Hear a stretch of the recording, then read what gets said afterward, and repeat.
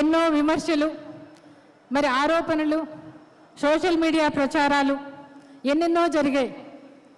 షర్మిలమ్మన్ టార్గెట్గా అధికార పార్టీ వ్యూహమైన మరి రాష్ట్ర కాంగ్రెస్ అధ్యక్షుడి మార్పు వరకు జరిగిన ప్రతి సంగతి కూడా మీ కళ్ళ ముందే జరిగిందని కూడా మీకు అందరికీ తెలియజెప్పుకుంటున్నా. వైఎస్ఆర్ బిడ్డ రాజకీయాల్లోకి వచ్చింది అంటే మరి అధికార పార్టీ కానీ ప్రతిపక్ష పార్టీ కానీ వాళ్ళ వ్యూహాలు ఎందుకు మార్చుకున్నారు అనేది 4 మాటల్లో మీకు చెప్పదలుచుకున్నా నేను ఇవాళ. ఓ నాయకుడు అంటే ఎలా ఉండాలి అంటే వైఎస్ఆర్ని చూసి నేర్చుకోవాల్సిందే. ఆయనను విమర్శించే పార్టీల నాయకుల వాళ్ళు కూడా కెమెరాల ముందు కానీ మైకుల ముందు కానీ చెప్పకపోవచ్చు, కానీ తమ ఆంతరంగిలకు ముందర రాజశేఖర రెడ్డి గారిని నాయకుడిగా అంగీకరించాల్సిందే. శత్రువులైనా ప్రత్యర్థులైనా ఎవరైనా కూడా రాజశేఖర రెడ్డి గారిని ఒప్పుకోవాల్సిందే. అది ఆయన నిండైన వ్యక్తిత్వం, గొప్ప వ్యక్తిత్వం అని కూడా చెప్తా నేను. ఈరోజు కాంగ్రెస్ పార్టీ వారు ఎంతో ప్రేమతో రాజశేఖర రెడ్డి గారిని తమ పార్టీగా ఓన్ చేసుకుంటా ఉన్నారు. ఇవాళ నేను అడుగుతున్న వారిని 35 సంవత్సరాలు 40 సంవత్సరాలు ఆ పార్టీలో ఉంటూ ఆ పార్టీకి సేవ చేస్తూ మరి ఆ పార్టీకి జవసత్వాలు తెచ్చిన రాజశేఖర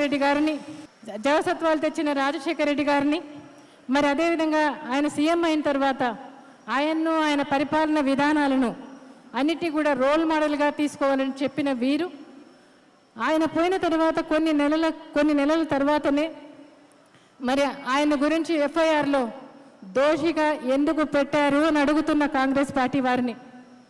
అంతేకాకుండా మరి ఆయన కుటుంబాన్ని రోడ్డు మీదకి తెచ్చింది మీరు కాదా అని అడుగుతున్నాను ఇవాళ. ఇదంతా లోకమెరిగిన జగమెరిగిన సత్యం అని కూడా మీకందరికీ కూడా తెలిసిందే. ఓ నాయకుడంటే ఓ నమ్మకం, ఓ నాయకుడంటే ప్రజల కష్టాలను గట్టెక్కిస్తారన్న ఓ భరోసా, ఓ నాయకుడంటే ఆప్యాయత, ఆత్మీయత, ఓ నాయకుడంటే నమ్మకంతో చిరునవ్వుతో మరి ఇచ్చే పలకరింపు, ఓ నాయకుడంటే ఎన్ని కష్టాలు వచ్చినా మిన్ను మీద పడిన మరి చెక్కు చెదరని ధైర్యం, ఓ నాయకుడంటే తన వారికి న్యాయం జరుగుతుందన్న నమ్మకం ఇచ్చే నాయకుడు, ఓ నాయకుడంటే తన వాళ్ళ వల్ల కష్టాలు నష్టాలు వస్తాయని తెలిసి కూడా వారిని వెనకేసుకొచ్చే తెగింపు, ఓ నాయకుడంటే కొండను ఢీకొట్టే సాహసం, ఓ నాయకుడంటే కేవలం అధికారం మాత్రమే కాదు మరి ఈ మట్టి మీద మమకారం, ఈ మనుషుల మీద మమకారం, ఓ నాయకుడంటే తన జీవితంలో జరిగే ప్రతి ఘటన నిజాయితీతో ప్రేమతో నింపుకొని తన వారితో సాగే గమనమే ఓ నాయకుడి లక్ష్యం. ఓ నాయకుడంటే మరి దార్శనికత, ఆయన రాష్ట్రం పట్ల దేశం పట్ల మరి గొప్ప విజనరీ కలిగి ఉండటం, మరి ఇవన్నీ కూడా మరి నాయకుడు ప్రజల బ్రతుకు కోరేవాడి నాయకుడికి మరణం అనేది ఉండదని కూడా మనం రాజశేఖర రెడ్డి గారిని చూస్తే తెలుస్తుంది మనకు.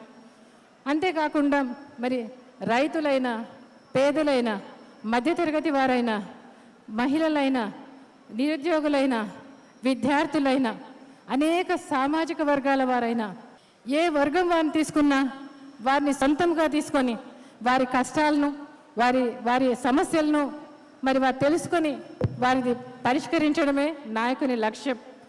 అంతేకాకుండా మరి నాయకుడు అంటే మరి వారందరి జీవితాల్లో మమేకమై వారి బ్రతుకులో కానీ వారి నడకలో కానీ వారితో ఒకరిగా కలిసి మమేకమై నడవడమే నాయకుని యొక్క వ్యక్తిత్వం అని కూడా మీకు అందరికీ కూడా చెప్తా ఉన్నా ఇవాళ.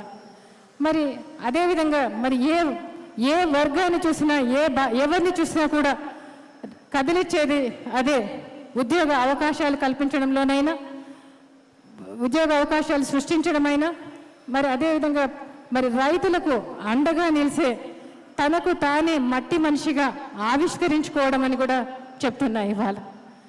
ఇవన్నీ కూడా తెలంగాణలో మరి ఎవరిలో ఉన్నాయని తెలంగాణ ప్రజలను అడిగితే ఇటువంటి గొప్ప వ్యక్తిత్వం జీవితం ఎవరిదై ఉంటుంది అని అడిగితే వినపడేది కనబడేది వైఎస్ఆర్ వైఎస్ఆర్ వైఎస్ఆర్. వైఎస్ఆర్ తెలుగువారి గుండె చప్పుడు అని కూడా మీకు అందరికీ తెలిసిందే ఇవాళ.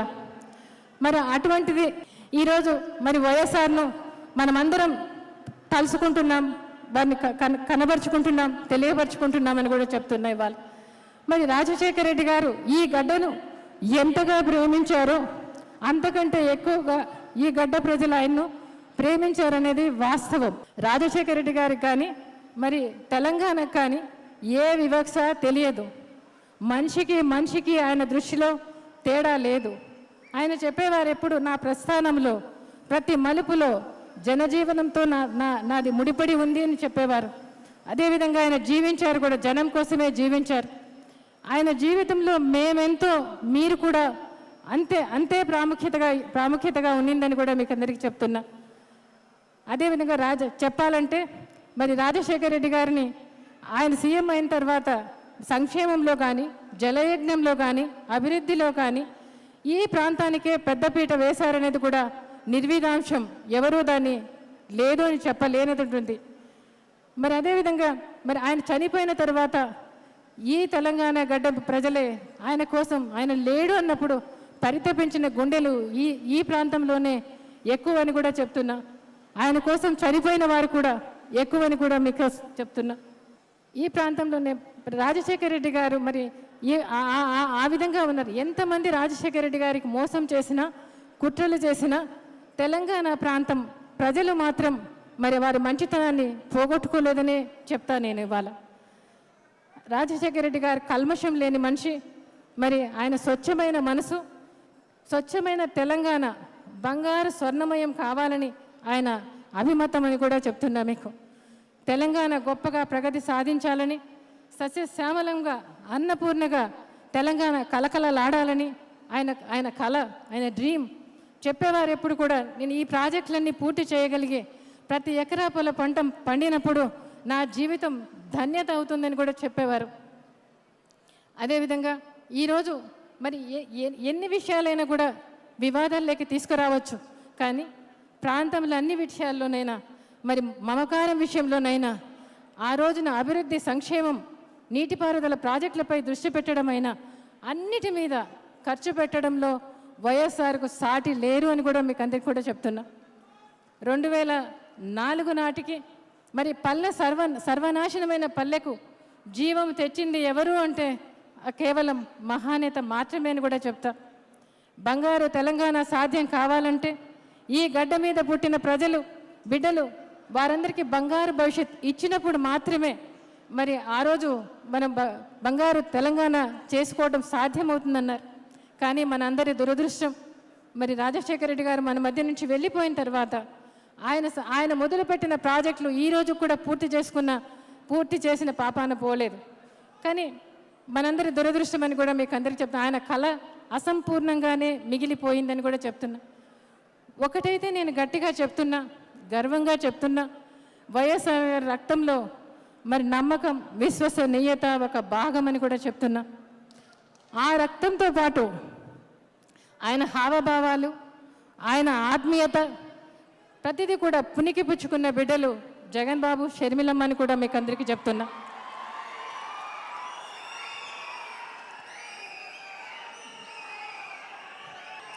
జగన్ బాబు అయినా, షర్మిలమ్మ అయినా పట్టుదలకు, చిత్తశుద్ధికి వాళ్ళ నాన్నకు వారసులని కూడా చెప్తున్నా.